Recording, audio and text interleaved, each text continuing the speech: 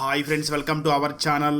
ఈరోజు నేను 2025లో మలయాళం లాంగ్వేజ్ లో నవీల్ పోలి నటించినటువంటి ఒక suspense medical syndicate drama web series స్టోరీని ఎక్స్ప్లెయిన్ చేయబోతున్నాను. అదే ఫార్మా. ఇక టైం వేస్ట్ చేయకుండా స్టోరీలోకి వెళ్ళిపోదాం. Now let's start our video.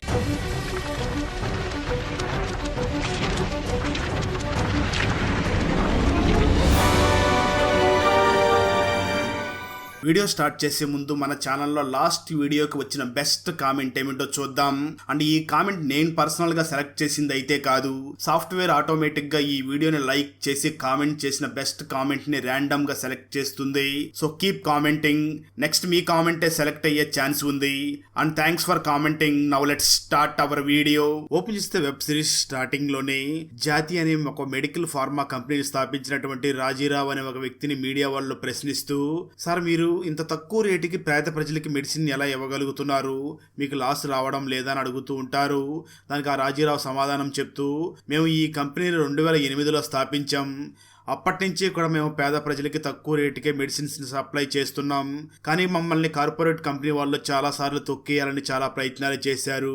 అయినప్పటికీ వాళ్ళ ఒత్తిడులన్నీ కూడా తట్టుకుంటూ, ఎప్పటికి కూడా పేద ప్రజలకి ఆ కార్పొరేట్ వాళ్ళని కూడా తట్టుకుంటూ, వాళ్ళు పెట్టే ప్రెజర్ ని కూడా తట్టుకుంటూ పేద ప్రజలకి తక్కువ రేటుకే మెడిసిన్స్ ని ఇస్తున్నాము అని చెప్తూ ఉంటాడు. వచ్చేస్తే మరోపక్క ఈ వెబ్ సిరీస్ లో హీరో అయినటువంటి కేపీని చూపించడం జరుగుతుంది.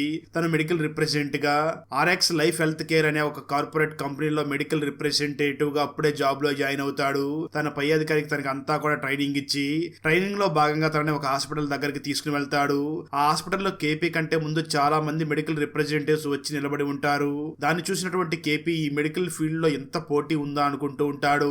తన పై అధికారి కూడా కేపీని చూసావు కదా ఎంత ముందు నీ ముందు ఉన్నారో, అయినప్పటికీ నువ్వు డాక్టర్ దగ్గరికి వెళ్లి డాక్టర్ తో మాట్లాడి అతనిచ్చే ప్రిస్క్రిప్షన్ లో మన టాబ్లెట్స్ వాడేలాగా నువ్వు చూడాలి, రేపటి నుంచి ఇదే నీ బాధ్యత అని చెప్తాడు.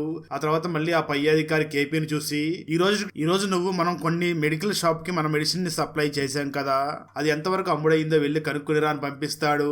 దాంతో కేపీ వెంటనే వాళ్ళు మెడిసిన్ ని సప్లై చేసేటువంటి మెడికల్ షాప్ దగ్గరికి వెళ్లి వాళ్ళ మెడిసిన్స్ గురించి రిపోర్ట్ అడుగుతాడు. ఆ షాప్ ఓనర్ వెంటనే మన కేపీని చూసి, అసలు మీ మెడిసిన్స్ ఏవి కూడా అమ్ముడవ్వలేదు అని వాళ్ళ మెడిసిన్స్ అన్ని కూడా రిటర్న్ ఇచ్చేస్తాడు.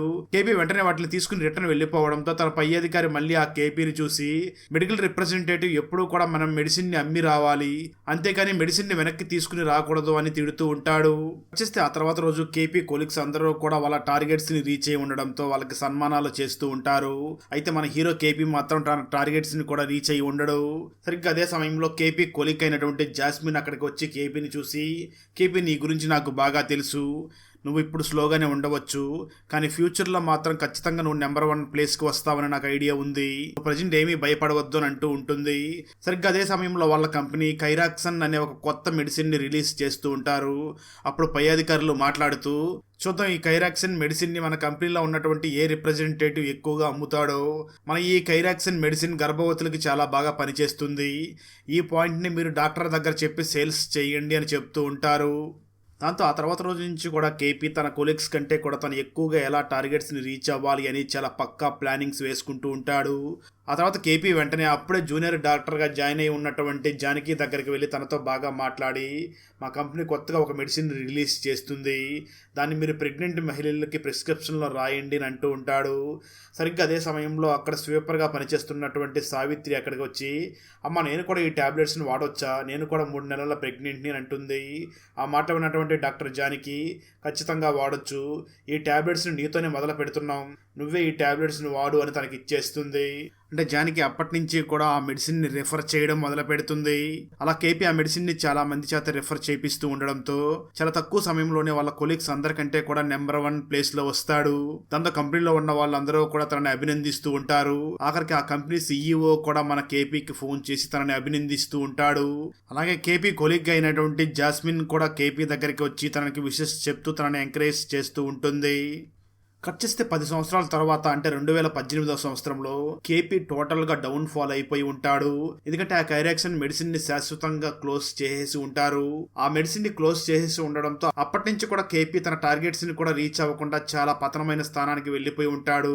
అయితే తనతో పాటు పనిచేసిన వాళ్ళందరూ కూడా ప్రమోషన్లు వచ్చి పెద్ద స్థానానికి వెళ్లిపోయి ఉంటారు. ఆఖరికి తన గర్ల్ ఫ్రెండ్ అయినటువంటి జానకి కూడా ముంబైలో సెటిల్ అయిపోయి అక్కడే పెళ్లి చేసేసుకుని ఉంటుంది. మన కేపీకి కూడా పెళ్లి అయ్యి తన భార్య మరియు తన పాపతో చాలా మధ్యతరగతి జీవితాన్ని జీవిస్తూ ఉంటాడు. కట్ చేస్తే మరో పక్క మహారాష్ట్రలో ఉన్న ఒక చిన్న గ్రామాన్ని చూపించగా ఆ గ్రామంలో ఉన్న వాళ్ళు సొంతంగా ఒక మెడిసిన్ ని తయారు చేస్తూ ఉంటారు. అసలు ఆ విషయం బయట ప్రపంచానికి తెలియకుండా వీళ్ళు ఎటువంటి ఫార్ములాని కూడా ఉపయోగించకుండా ఇల్లీగల్ గా మెడిసిన్ ని తయారు చేసేస్తూ ఉంటారు. అయితే ఆ మెడిసిన్ ని ఎక్కడైతే మన హీరో కేపీ వర్క్ చేస్తున్నాడో వాళ్ళ RX health life care medical కంపెనీని ఆ మెడిసిన్ ని కూడా దేశం మొత్తం కూడా సప్లై చేసేస్తూ ఉంటుంది. అయితే ఇల్లీగల్ దందా మీద ఒక వ్యక్తికి సందేహం వచ్చి తను వెంటనే వాలంటీర్ గా ఆ గ్రామానికి వెళ్లి తన చొక్కా బట్టనికి ఒక సీక్రెట్ కెమెరాని పెట్టుకుని అక్కడ ఎవరికి అనుమానం రాకుండా అదంతా కూడా రికార్డ్ చేసేస్తూ ఉంటాడు. నిజానికి వాలంటీర్ రాజీరావు స్థాపించినటువంటి జాతి అనే కంపెనీలో పనిచేస్తూ ఉండి ఉంటాడు. ఇక్కడ జరుగుతున్నటువంటి ఇల్లీగల్ మెడికల్ మాఫియాని బయట ప్రపంచానికి తెలియజేయాలి అని అతను తన ప్రాణాన్ని కూడా లెక్క చేయకుండా అక్కడికి వచ్చి తిరుగుతూ ఉంటాడు. అయితే ఆ విషయం అక్కడ ఉన్న వాళ్ళు కొంతమంది గమనించి అతను సీక్రెట్ గా వీడియో తీస్తున్నాడు అని అతన్ని పట్టుకోవడానికి తన వెంట పడతారు. అయితే ఆ వ్యక్తి వాళ్ళెవరికీ కూడా దొరకకుండా అక్కడి నుంచి తప్పించుకుని పారిపోతాడు. వచ్చేస్తే మరో పక్క కేపీ వాళ్ళ కంపెనీలో కొత్తగా మెడికల్ రిప్రజెంటేటివ్ గా ఒక వ్యక్తి జాయిన్ అవడంతో ఆ వ్యక్తికి కేపీ ట్రైనింగ్ ఇస్తూ ఉంటాడు. సరిగ్గా అదే సమయంలో కేపీకి డాక్టర్ జానకి ఫోన్ చేసి నేను మిమ్మల్ని ఒకసారి కలవాలి అని అంటుంది. దాంతో కేపీ వెంటనే జానకిని కలవడానికి బయలుదేరి వెళ్ళిపోతాడు. జానకి ఆ కేపీని చూస్తూ మీ కంపెనీ వాళ్ళు విడుదల చేసినటువంటి ఆ కైరాక్సిన్ మెడిసిన్ వల్ల చాలా సైడ్ ఎఫెక్ట్స్ వస్తున్నాయి. ఆ మెడిసిన్స్ వాడినటువంటి తల్లికి మరియు పిల్లలు ఇద్దరికి కూడా డయాబెటిక్స్ వస్తున్నాయి అని అక్కడ డయాబెటిక్స్ తో బాధపడుతున్న వాళ్ళందరినీ కూడా చూపిస్తుంది. అది చూసినటువంటి కేపీ మనం ఇన్ని హాస్పిటల్ కి తిరిగి అమ్మింది మెడిసిన్ ని కదా, ఒక విషయాన్ని ఇన్ని హాస్పిటల్ చుట్టూ తిరిగి అమ్మామా అని చాలా బాధపడుతూ ఉంటాడు. ఇక్కడే మనకు మొదట ఆ మెడిసిన్ ని వాడినటువంటి సావిత్రిని చూపించడం జరుగుతుంది. ఆ నర్సు సావిత్రికి మరియు తనకు పుట్టినటువంటి కొడుకు ఇద్దరికి కూడా డయాబెటిక్స్ వచ్చి ఉంటుంది. తన కొడుకు క్రికెట్ అంటే ఇష్టం కావడంతో నేను బయటికి వెళ్లి గ్రౌండ్ లో ఆడుకోవాలి అని అంటూ ఉంటాడు. కానీ తనకు ఆరోగ్య సమస్యలు ఎక్కువగా ఉండడంతో సావిత్రి తన కొడుకుని తీసుకుని వెళ్లి రూమ్ లో బంధించి పెట్టి ఉంటుంది. మరోపక్క ఆ డాక్టర్ జానకి కేపీని చూసి వీళ్ళందరి జీవితాలు ఇలా అవడానికి కారణం మీ కంపెనీనే, సో అందుకే మీ కంపెనీ మీద నేను కేసు వేయాలనుకుంటున్నాను. నువ్వు మీ కంపెనీకి సంబంధించిన మరియు ఆ కైరాక్సిన్ మెడిసిన్ కి సంబంధించిన డాక్యుమెంట్స్ మొత్తం నువ్వే నా దగ్గరికి తీసుకుని రావాలి అని అంటుంది. ఆ మాట విన్నటువంటి కేపీ నా వల్ల ఇంతమంది ఇబ్బందులు పడుతున్నారా అని చాలా బాధపడుతూ ఉంటాడు. కట్ చేస్తే ఆ తర్వాత ఆర్ఎక్స్ హెల్త్ కేర్ కంపెనీలో మరొక మెడిసిన్ ని లాంచ్ చేస్తూ ఉంటారు. దాని పేరు కైరా క్యూర్.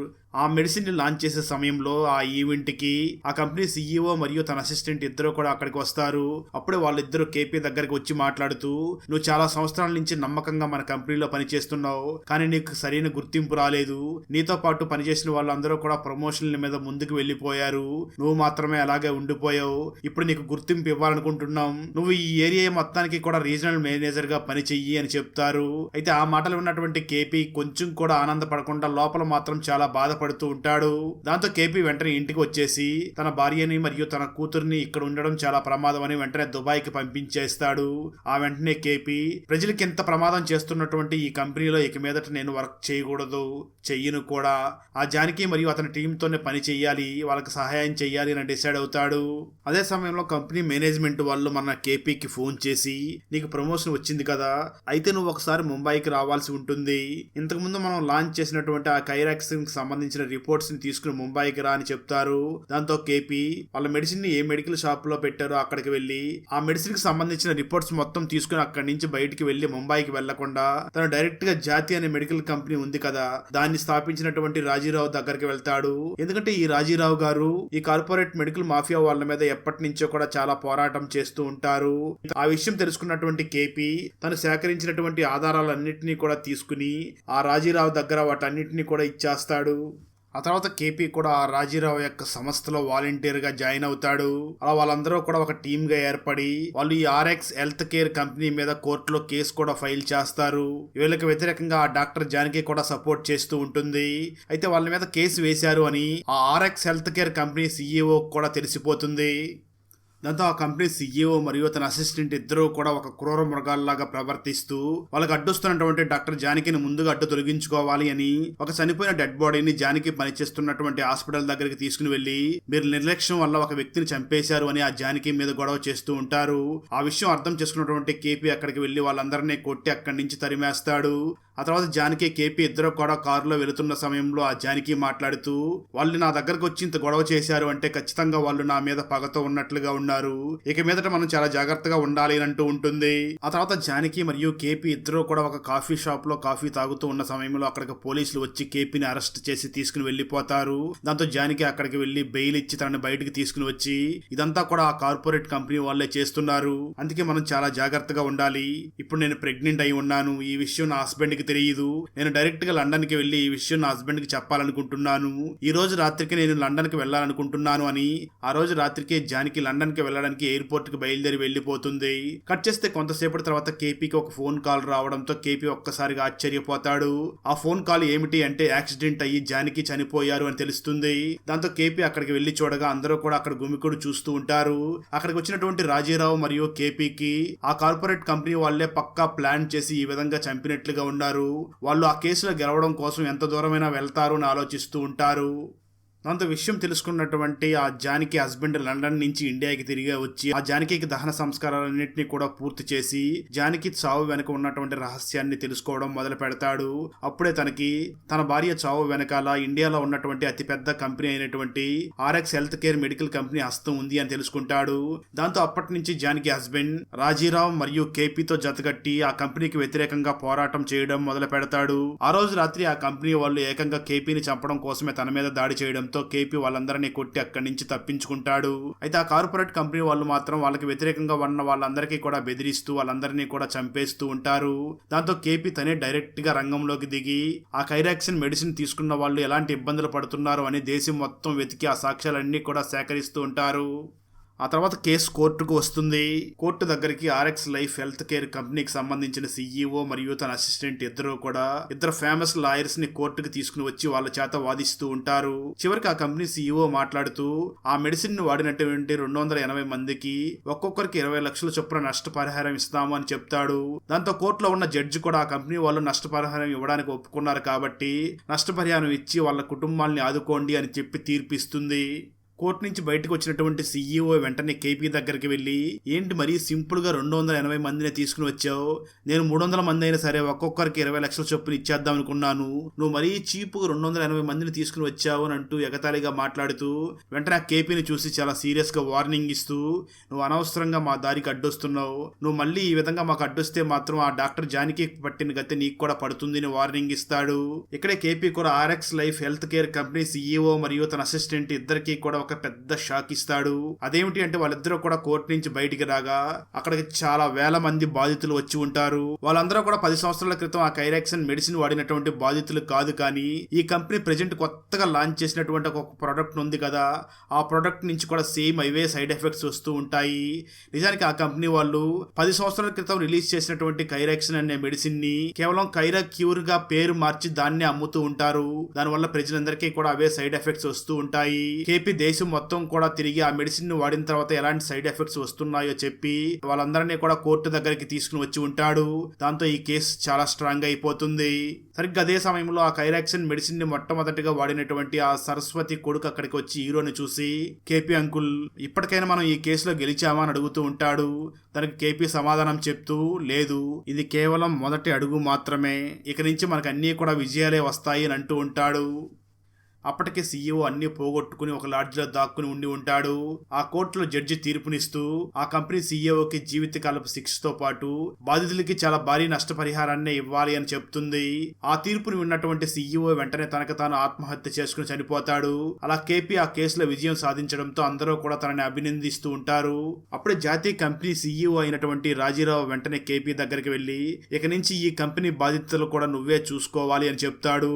దాంతో కేపీ వెంటనే ఆ జాతీయ కంపెనీలో పనిచేస్తున్నటువంటి వర్కర్స్ అందరితో కూడా మాట్లాడుతూ, మనం ఈ దేశంలో ఉన్న ప్రజలందరికీ కూడా చాలా తక్కువ ధరలకే మెడిసిన్ ని సప్లై చేయాలి, అదేవిధంగా ఈ దేశంలో మెడికల్ మాఫియా చాలా ఎక్కువ జరుగుతుంది, వాళ్ళందరినీ కూడా మనం సమర్థవంతంగా ఎదుర్కొని పోరాడుతూ ప్రజలకి మాత్రం తక్కువ రేటుకి మెడిసిన్ ఇవ్వాలి అని అంటూ ఉంటాడు.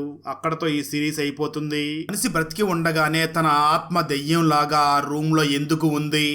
అన్న తన సొంత తమ్ముణ్ణి ఎందుకు షూట్ చేసి చంపాడు? ఒక ఆత్మ మనిషిని ప్రేమిస్తే ఏమయ్యింది? ఆ ఆత్మ మనిషికి ఎలా సహాయం చేసింది, ఎందుకు అతను అన్ని ఆత్మల్ని తన ఇంట్లో పెట్టుకుని ఉన్నాడు, కేకే ఎందుకు తను ప్రేమించినటువంటి ఆ అమ్మాయిని తనే షూట్ చేసి చంపేశాడు, ఒక పాడుపడిపోయిన బంగ్లా కావాలి అని ఆ కేకే ఎందుకు ఎంత ఖర్చు పెట్టడానికైనా సిద్ధపడుతున్నాడు, అసలు ఆ బంగ్లాలో ఏముంది, ఈ ప్రశ్నలన్నిటికీ సమాధానం తెలియాలి అంటే 2025లో పంజాబీ లాంగ్వేజ్లో రిలీజ్ అయినటువంటి సర్దార్జీ 3 మూవీని చూడాల్సిందే.